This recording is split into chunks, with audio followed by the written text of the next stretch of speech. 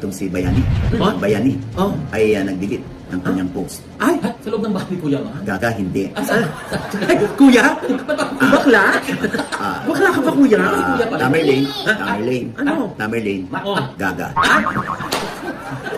Gulat ako eh. Gaga. Gulat si kuya.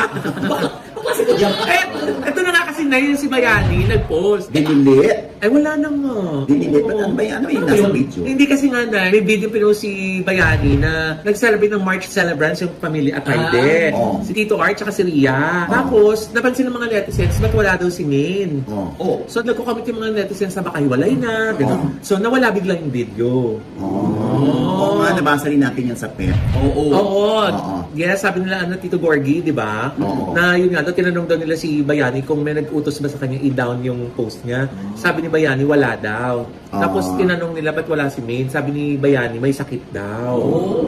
Yun. So, para hindi na nga mag-speculate yung mga tao dahil dun sa video na post niya. Siguro kaya dinown na niya, di ba? Oo. Umabsent lang. Oo, Mama Noy, kung wala naman palang mali siya eh. Bakit ginilit ka ni Bayani? Kami ba si Bayani? Oo nga. Hindi kami, kaya nga, hindi namin masasagot yan for Bayani. May, ano na niya yun, discretion niya na yun. Yes. Choice Kasi niya na yun. nag-post, siya yung may karapatan kung ano gusto niya gawin sa post niya. Oo. Pero siguro na baka nga para hindi na lumaki pa. Oo. Di ba? Hindi na pagpiestahan. Di ba? Alam mo, may nakausap nga ako, no? Na totoo raw na may sakit si Maine nung birthday ni Rian.